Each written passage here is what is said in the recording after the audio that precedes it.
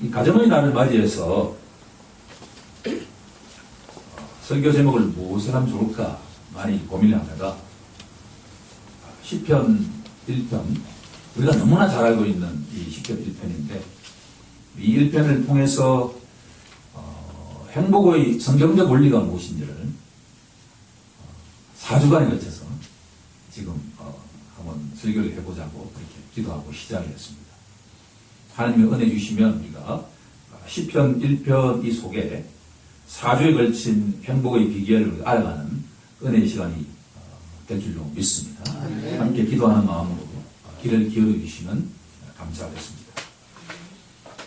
만약에 100년 전 어떤 사람이 오늘 서울에 온다고 한다면 그 사람들은 아마 누구라도 엄청난 충격을 받을 겁니다. 땅이 무너진다고 생각했는데 땅 속에서 차가 다니지 않나? 그리고 한 번도 본 적 없는 그 큰 비행기가 하늘을 날아다니는 등 수많은 변화된 모습에 깜짝깜짝 놀랄 것입니다. 우리가 가끔 원주에 있다가 서울에 가면 조금 문화적인 어떤 차이를 느끼지 않습니까? 조금 있어야만 적응이 되는데 100년 전 사람이라 그러면 아마 한 발자국도 움직이지 못하고 불쑥 주저앉지 않을까 하는 생각이 듭니다. 그런데 성경은 우리에게 일관된 메시지가 100년 전이나 2000년 전이나 지금이나 예수님 재림하시는 그날까지 이 세상은 하나도 조금도 변하지 않았다라고 이야기합니다. 변하는 것은 무엇인가 하니 외형적인 모습만 변할 뿐 그 내용은 하나도 변하지 않고 있다라고 하는 것이 성경은 우리에게 이 복잡한 현실을 너무나 명쾌하고도 단순하게 바라보게 한다라고 하는 겁니다. 그 유명한 전도서 1장 9절 말씀 있지 않습니까? 해 아래에는 새것이 높나니. 성경은 우리에게 일관되게 선포합니다. 과학 문명이 아무리 발달해도 하나님은 한 분이시라는 것. 아담의 후손은 그 누구라도 직업에 관계없이 나이에 관계없이 성별에 관계없이 죄인이라는 것. 그 죄인의 운명은 지옥에 던져지게 된다라고 하는 이것은 2000년 전 예수님이 계실 그 당시나 100년 전 조선시대나 지금이나 전혀 바뀌지 않았다라고 하는 것을 성경은 우리에게 가르쳐줍니다. 이것은 오늘 우리가 이야기하고자 하는 행복에 대해서도 중요한 메시지를 던지고 있습니다. 그러면 이 세상에서 공통점이 있다고 한다면 또 하나를 푼다고 한다면 모든 사람들은 다 행복을 추구한다라고 하는 겁니다. 그런데 세상 사람 가운데 당신이 행복합니까? 라고 질문하면 많은 사람들이 그렇지 않다라고 하는 답변을 할 것입니다. 그 이유가 무엇인가? 라고 질문을 해본다고 한다면 셰익스피어 같은 사람도 인도를 주어도 셰익스피어와 바꿀 수 없다라고 하는 그 위대한 극작가도 이 세상에는 본질적으로 희극이 있는 것이 아니라 비극이 지배한다라고 하지 않습니까? 행복은 불가능하다라고 합니다. 또한 지식인일수록 행복에 대한 이야기를 물어보면 냉소적으로 바라봅니다. 행복? 그것은 카르페 디엠. 이 순간을 즐기는 것이 중요한 것이지 미래 우리가 어떻게 행복해지느냐 그것은 나의 관심받기다라고 이야기를 합니다. 이처럼 세상 사람들은 행복에 대한 시각이 인생에 대한 시각이 비극이다, 냉소적이다라고 이야기할 때 성경의 메시지는 일관되게 행복은 가능하다, 존재한다라고 하는 이야기를 합니다. 그러면 무엇이 문제인가라고 하면 행복을 구하는 방식이 잘못되어 있다라고 하는 것을 이야기한다는 것입니다.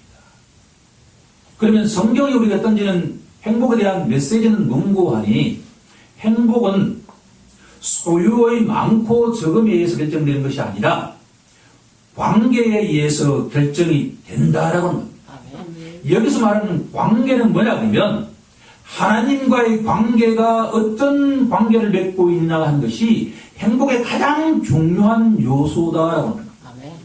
섹스피어가 이렇게 인생은 희극이 아니라 비극이라고 이야기하는 이유는 섹스피어는 하나님의 시야에 없습니다. 인간만이 거기는 존재합니다.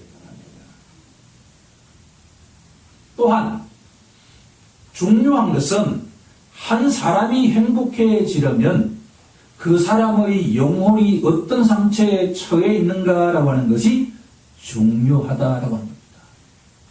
오늘 설교의 두 단어를 요약해보라고 한다면 관계라는 단어고 또 하나는 그 사람의 영혼이다라고 합니다. 그러면 지금부터 우리가 이제 이 본론 속에서 시편 1편 가운데 1절, 2절 말씀을 통해서 행복을 찾는 인생의 비밀이 무엇인지를 하나하나 검토해 보고자 합니다.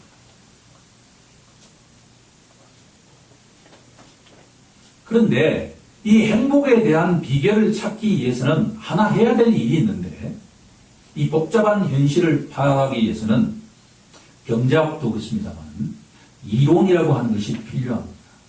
성경은 일단 그 이론을 우리에게 제시합니다. 그 이론이 무엇인고 하니 행복해지기 위해서는 무엇을 해야 된다라는 이야기를 하기 이전에 행복해지기 위해서는 해서는 안 되는 것이 있다라고 하는 이야기를 하고 있다. 이건 너무나 중요한 이야기입니다. 저는 이 성경을 볼 때마다 몇 번 설교에서 이야기한 적이 있는데요. 왜 바로 행복해지기 위해서는 무엇을 하면 된다라는 이야기를 하면 되는데 왜 하지 말라는 이야기를 먼저 할까라는 이야기를 질문을 저는 지속적으로 해봤습니다. 마틴 로이 존스 목사님은 왜 성경에서 이렇게 부정적인 측면을 먼저 강조하는가라고 하는 이유에는 5가지가 있다라고 이야기합니다. 꼭 여러분들이 메모하셔서 참고하면 유익할 것입니다. 첫 번째로 성경이 부정적인 것을 먼저 이야기하는 것은 세상을 있는 그대로 바라보아라 라고 하는 것입니다. 어떤 사람들도 현실에서 출발하려고 하지 않습니다. 자기가 그리는 이상향에서 출발하고자 합니다. 이것은 사람의 공통점입니다. 그런데 성령은 항상 현실에서 출발하라라고 합니다. 그런데 이 현실은 너무나 부정적인 것들이 많다라고 하는 겁니다. 여러분 한번 보십시오. 우리가 삶을 살아갈 때 축복하는 사람이 많습니까? 비판하는 사람이 많습니까? 10가지 이야기를 듣는다 그러면 그 속에 축복하는 사람은 한 사람도 안 됩니다. 그 사람의 흰눈을 바라보기 바쁜 게 세상이죠. 제가 요즘 페이스북을 하는데요. 페이스북을 하다 보면 친구로 맺은 사람들이 글을 올리면 그것이 전부 그 사람에게 도달하게 되어 있습니다. 그런데 그 사람의 사진과 그 사람의 내용을 눈으로 보는 것은 좋아하는데 실질적으로 손으로 좋습니다라고 하는 공감을 표시하는 것은 그 친구 가운데 1%밖에 안 된다라고 합니다. 사실 1%도 되지 않습니다. 세상이 그렇습니다.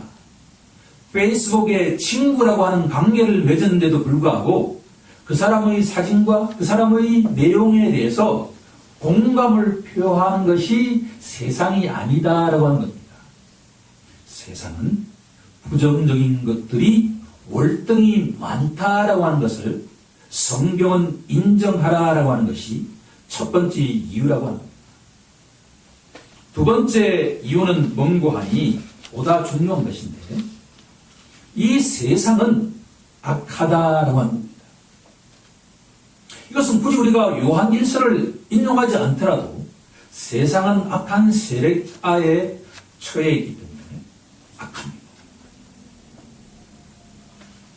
이것을 다른 말로 표현해 본다고 한다면 사람이 행복해지기 위해서는 죄를 깨닫기 전에는 절대로 그 사람의 영혼이 행복해질래야 질 수가 없다라고 합니다.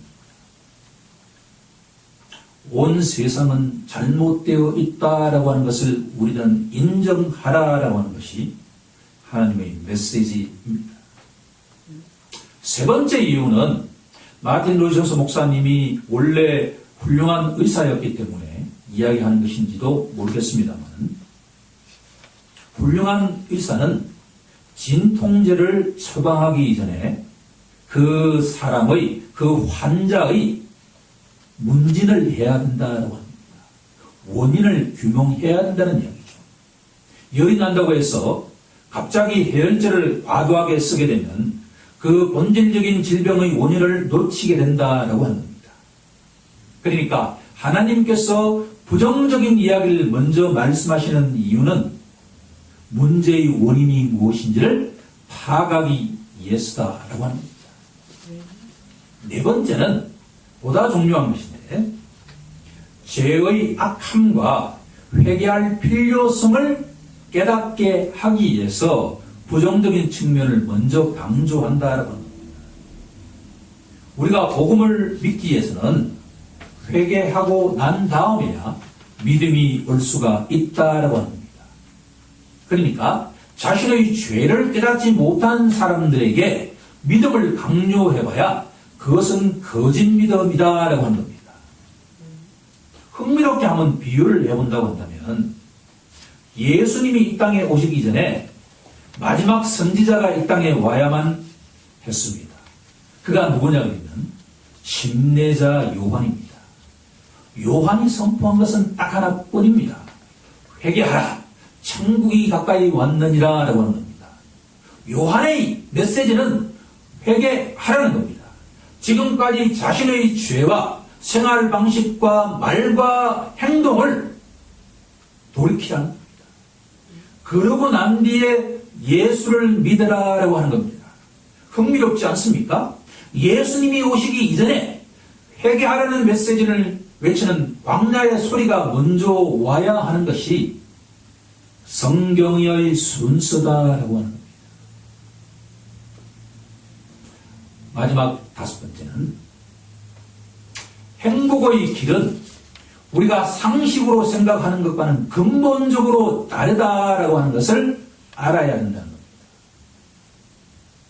만약에 우리가 어떤 집을 하나 가져야 되겠다라고 하는 소망을 갖고 있는 사람은 처음 집을 샀을 때 우리 모두 그런 경험이 있지 않습니까? 너무나 좋지 않습니까? 내 방이 없다가 나의 전용 방이 있으면 그거는 말로 표현할 수가 없죠.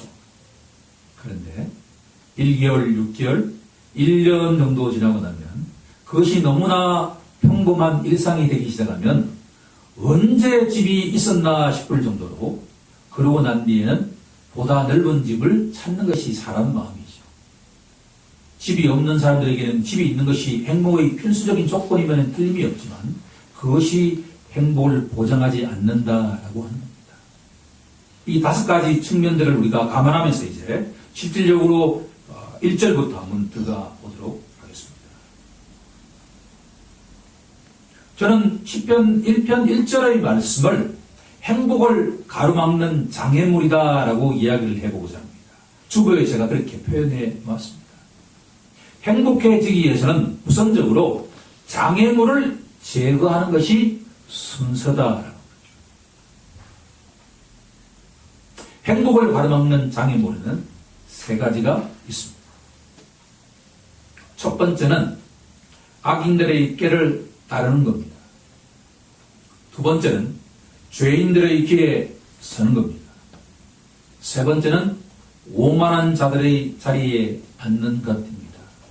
어떻게 보면 예수를 오래 믿은 자에게는 이 말씀이 너무나 친숙하기 때문에 저 스스로도 시편 1편 1절에 나와 있는 이 말씀이 십자가 보혈과 부활과 도대체 무슨 상관이 있을까라고 하는 질문을 저는 수도 없이 해보았습니다. 그런데 여기에 십자가 보혈과 부활이 깊숙이 들어가 있다라고 하는 것을 오늘 깊이 깨닫는 시간이 되길 간절히 소망합니다. 성경이 말하는 악인이란 우리와 다른 사람이 아닐까라는 생각을 가질 수가 있습니다. 최소한 선하게 사는 사람들은 자신은 악인이라고 생각하지 않을 가능성이 높습니다.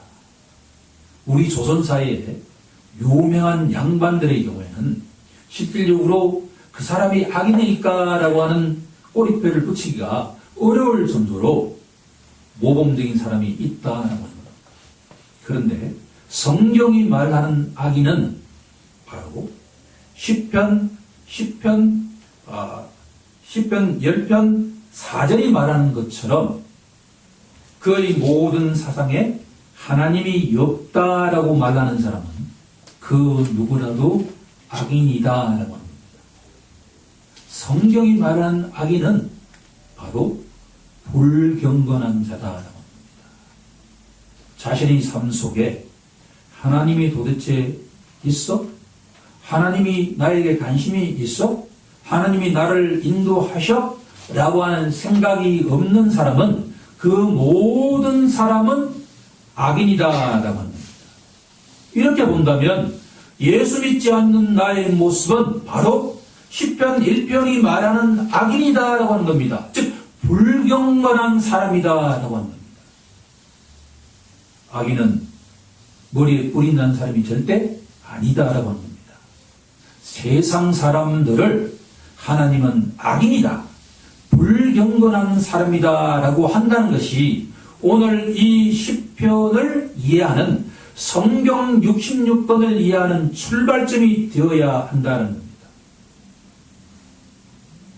그러면 악인의 꾀란 무엇일까요?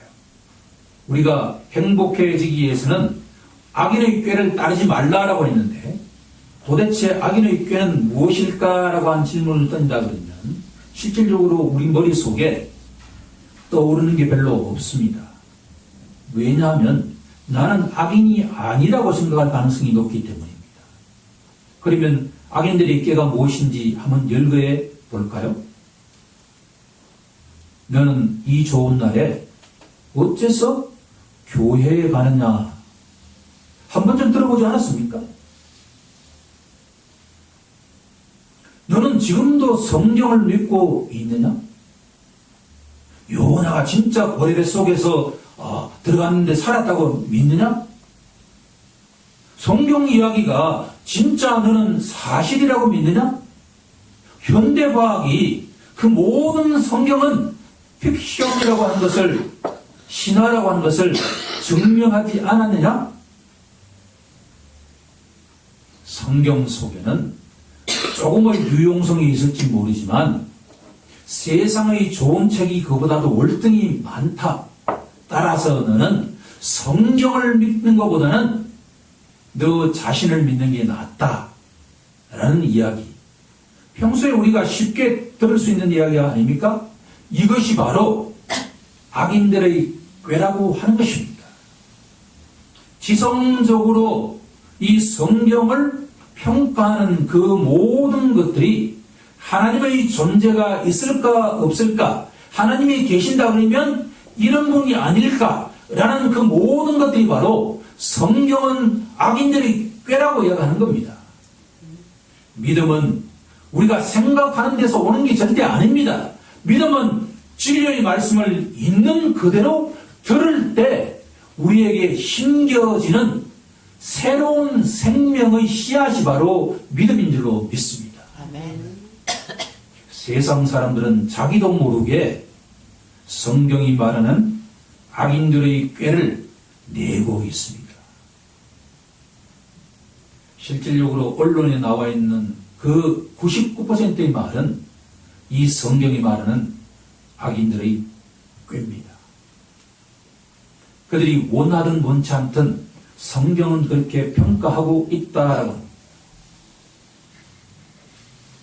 여러분들이 만약 진짜 행복해지기를 바라십니까? 그러면 하나님께서는 우리에게 말씀하십니다.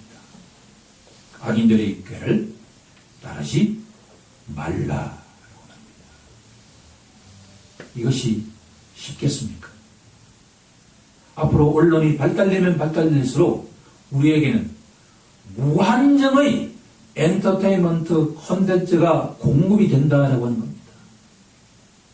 이것은 너무나 우리에게 즐거운 일이면 틀림이 없습니다. 그런데 그 속에는 행복함을 영원히 찾아주는 것이 없다라고 하는 것이 하나님의 출발입니다. 두 번째는 장애물이 뭐냐 그러면 죄인들의 길에 서지 말라라고 하는 것입니다. 그러면 본문이 말하는 죄인은 누구일까라고 질문해 본다고 그러면 의외로 충격적입니다. 죄인의 관심은 오로지 먹고 마시고 성에 탐닉하는 자다라고 정의합니다. 옛날의 내 모습이 아닙니까? 옛날의 우리 모습이 아닙니까? 예수 믿기 전에 우리가 어떻게 살았습니까?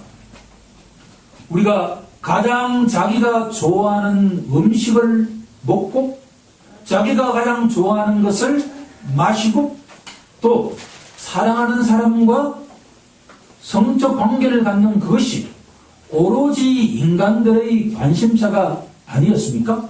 그런데 그런 사람들을 성경은 무엇이라고 하냐 그러면 죄인이라고 한다라고 하는 겁니다.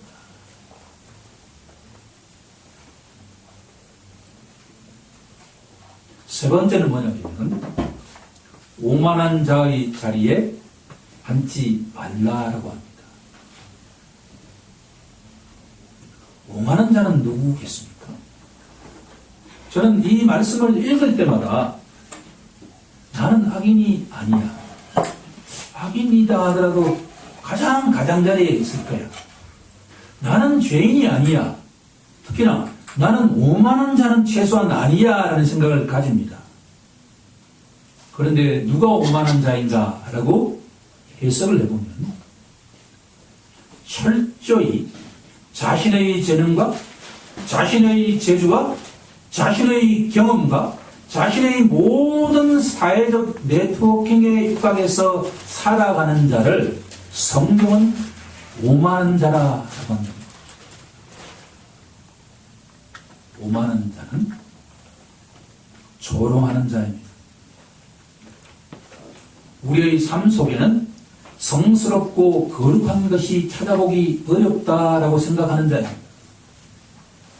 하나님과 그 법은 들을 필요가 없다라고 하는 이야기입니다. 이런 자를 세속주의자라고 보통 이야기하지 않습니까? 그런데 철저한 이 세속주의자를 성경은 오만한 자라고 한다는 것입니다.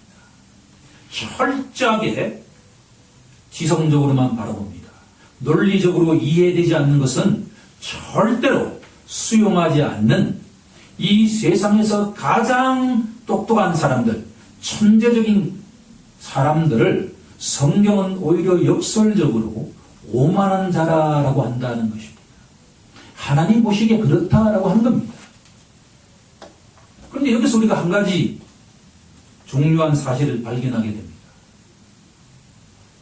시편 기자는 복 있는 사람은 첫 번째는 악인들의 꾀를 따르지 아니한다라고 했습니다. 따르지 아니한다고 했습니다.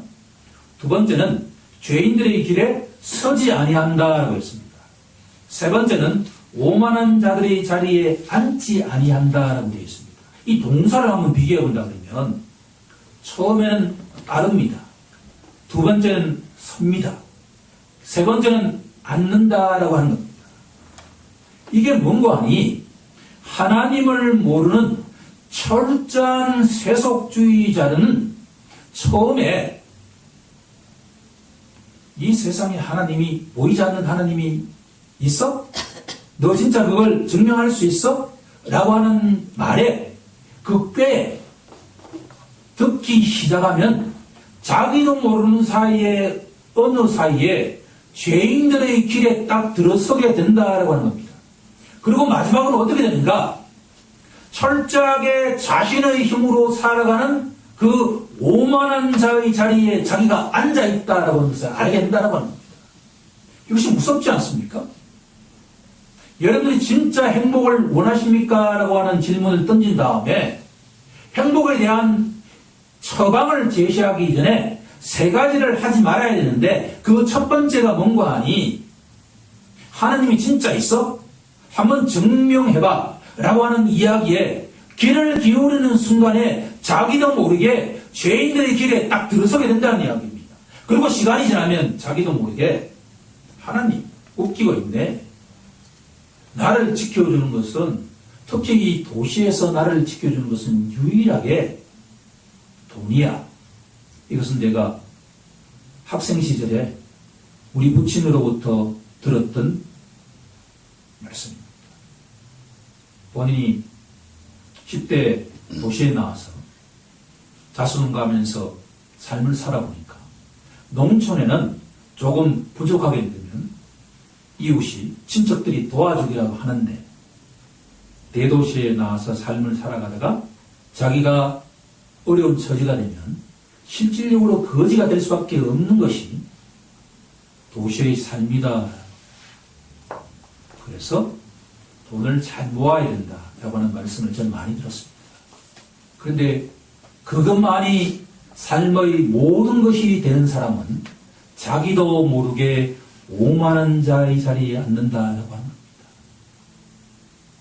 행복을 바란다고 한다면 세상의 논리는 이렇게 하십시오, 저렇게 하십시오라고 처방을 내리지만 하나님은 우리에게 행복을 가로막는 세 가지 장애물을 철저하게 제거하는 것이 첫 번째 우선순위다라고 하는 것을 오늘 우리가 명확하게 공유하길 간절히 소망합니다.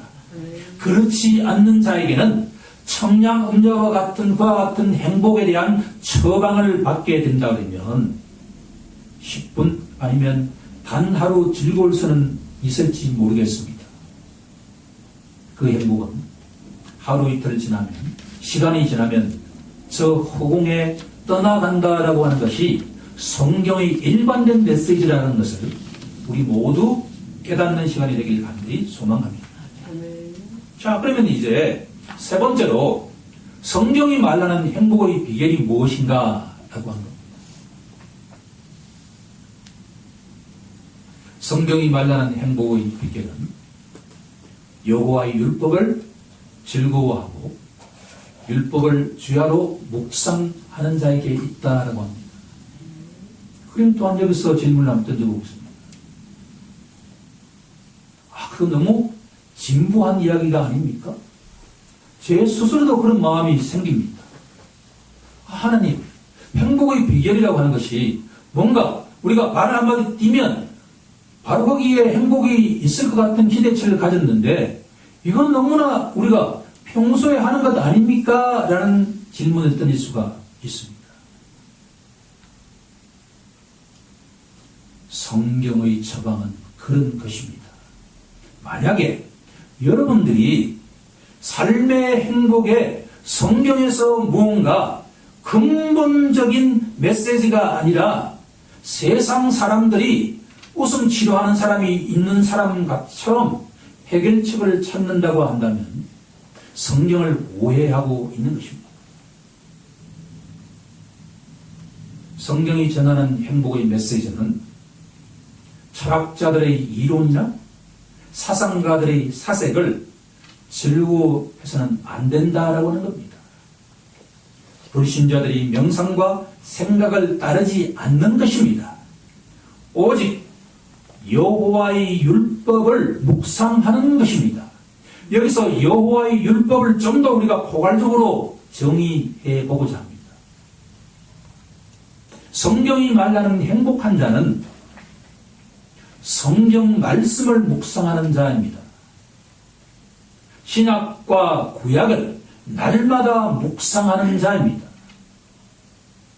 그 속에서 참된 의미를 찾아내는 자에게 행복이 있다라고 하는 것을 우리는 명심하지 않으면 행복은 오늘 행복해졌다가 내일은 불행해지는 삶을 살아갈 수밖에 없다라고 하는 것입니다. 사도 바울이 그렇게도 주의 복음을 열심히 전파한 사도 바울이 빌립보 감옥 속에 있을 때 기쁨의 찬송을 올린 근본적인 이유가 무엇인가라고 한다면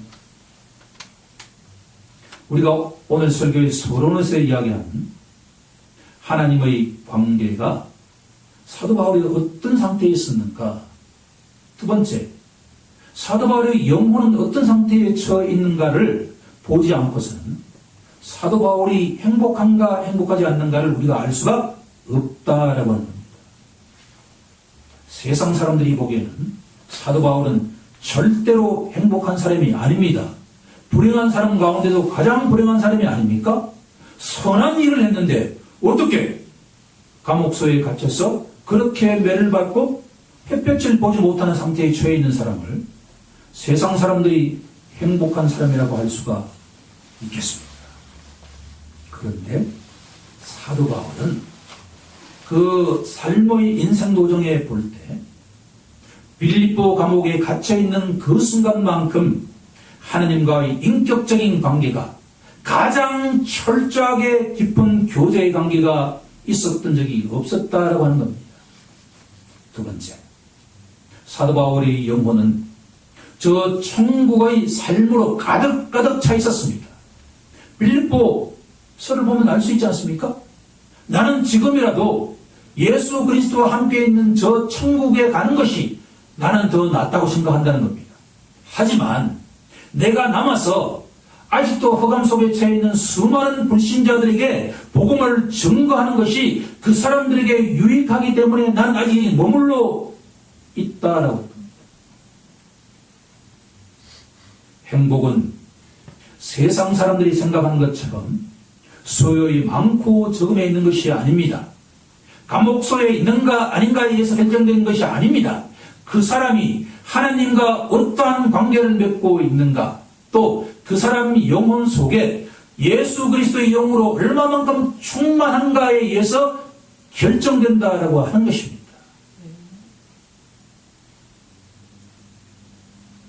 기독교는 우리가 어떤 생각을 갖고 있는가에 의해서 그 사람이 행복해지는가 불행해지는가에 달려있는 것이 아닙니다.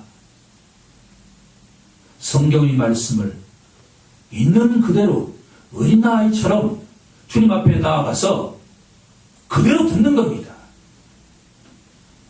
행복한 사람은 여호와 율법을 즐거워하는 자다라고 했습니다. 과연 우리는 여호와의 율법을 즐거워합니까?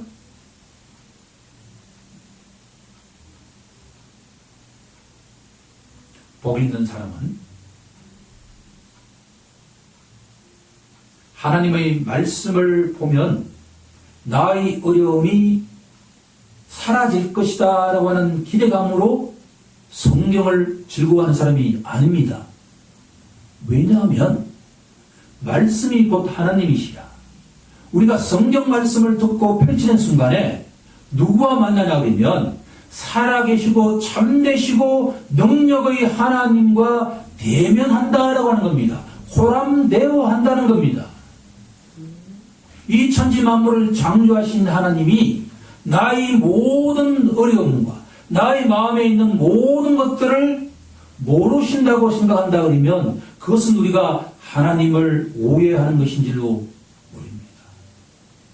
문제는 우리가 원하는 비전이 실질적으로 하나님이 지금 원하시는가 아닌가를 우리가 파악하는 것이 중요하다라고 하는 겁니다. 너희가 어린아이처럼 대하지 않으면 절대로 천국에 갈 수 없다라고 하는 말씀은 나의 소망과 나의 뜻으로 가득 차면 주님의 소망과 뜻이 내 속에 들어올 여지가 없습니다. 모든 것을 내려놓고 내가 있는 그대로 주님 앞에 나아가는 것입니다. 그리고 주님 말씀하시는 것을 내가 어린아이처럼 들어야만 그 말씀이 나를 채우지 않겠습니까? 저는 이 말씀 앞에 자신이 없습니다. 수많은 언론에 다양한 메시지가 내 귀를 통해서 내 심령 속에 나를 차지하고 있습니다. 나의 생각을 지배하고 있습니다. 나의 영혼을 지배하고 있는 게 아닙니까? 실질적으로 10편 1편 1, 2절 말씀이 나에게 진짜 그 메시지 그대로 내 영혼에 심겨지는 시간이 얼마나 되는가라고 하는 겁니다. 이렇게 본다고 한다면 우리는 날마다 어떻게 보면 세상의 그 목소리에 우리의 귀를 닫아야 되는지도 모르겠습니다. 왜냐하면 너무나 재미있는 내용들이 많기 때문입니다.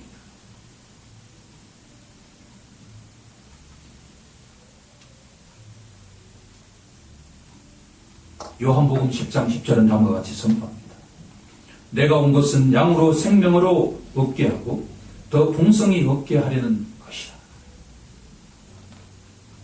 성경이 말하는 복이 있는 자는 예수 그리스도 안에서 들어가며 나올 때 풍성한 꼴을 얻는 자가 바로 행복한 자다라고 이야기합니다. 이것이 너무나 당연하게 들리십니까? 저는 기도할 때마다 어떤 환자들에게 찾아가서 기도할 때마다 이 세상의 최고의 복은, 복 중의 복은 건강도 아니고 재물도 아니고 명예도 아닌 예수 믿는 것이 최고의 복이다라고 하는 한 멘트를 저는 합니다. 진짜 맞습니다. 성경 66권의 모든 메시지를 단 한 구절로 요약하라고 한다면 예수 믿는 그것이 최고의 복락이다라고 하는 겁니다. 이건 진짜 말씀입니다. 제 이야기가 아니라 성경 66권이 일관되게 이야기하는 겁니다. 이제 말씀을 증거하고자 요약하고자 여러분 이런 복을 갖고 있습니까? 성경 말씀을 즐거워합니까? 하나님을 즐거워합니까? 예수 그리스도를 즐거워합니까? 영원한 생명과 기쁨과 하나님의 영광을 즐거워합니까?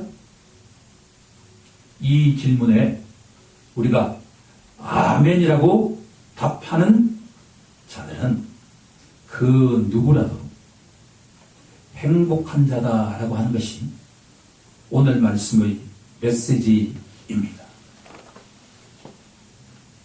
성경이 말하는 행복은 예수 그리스도 안에서 거듭난 영혼, 십자가 보혈에 의지하여 하나님과의 관계가 어렵게 된 자는 어떤 환경에 처하더라도 그 영혼은 천국의 기쁨으로 충만되어 있다라고 하는 것입니다.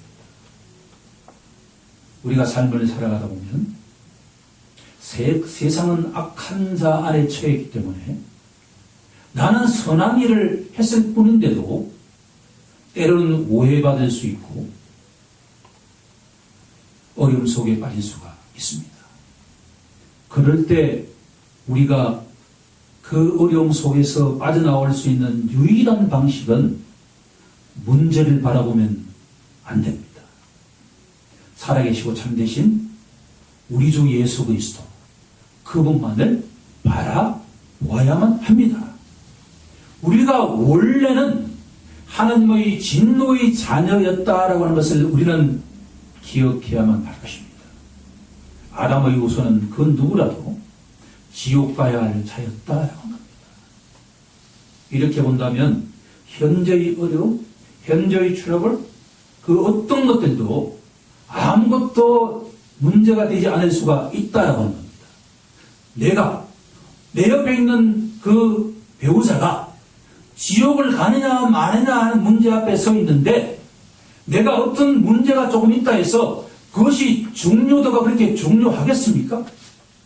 그런데 예수님이 나의 죄를 위해서 십자가에 다 대속하셨다라고 하는 소리를 듣고서 내가 그걸 믿는 순간에 내가 지옥 갈 사람이 영원한 천국에 가는 자가 되었다라고 하는 걸 믿는 순간에 세상의 문제가 그것이 무엇이 중요하냐 말입니다. 그런데 만약에 이 세상의 모든 재물을 다 가진 자가 있습니다. 세상에 넘버원 부자가 있다고 합시다. 그런데 그 사람이 아직도 자신이 죄인임을 깨닫지 못하고 내 죄를 위해서 십자가에서 주님이 돌아가셨다는 것을 알지 못하고 믿지 않는 자라고 한다면 그 영혼은 오늘 밤에 주님이 데려가신다 그러면 그 영혼은 어떻게 되겠습니까? 영원한 영벌에 차지 않습니까? 그렇다 그러면 실질적으로 그 재벌의 중요한 것이 무엇입니까? 돈입니까? 그 사람의 영혼입니까? 그러면 답이 나옵니다.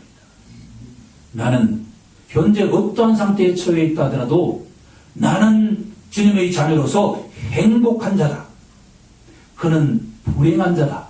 라고 하나님이 진단하신다라고 하는 것이 성경의 일관된 메시지고 오늘 본문의 메시지입니다. 예수 믿는 자가 행복한 자다라고 하는 것이 성경의 결론입니다. 여러분들은 예수를 믿으십니까?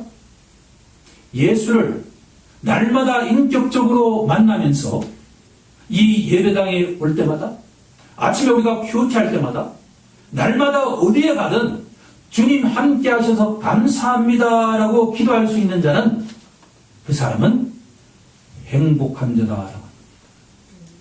왜냐하면 행복은 관계에 의해서 결정이 되고 특히 하나님과의 회복된 관계에서 행복이 결정되고 시작이 되고 또한 우리들에게 그와 같은 모든 것들을 항상 알게 하신 분은 하나님이다라고 하는 것을 우리가 깨달을 때 있다라고 하는 것을 우리가 날마다 기억하길 간절히 소망합니다.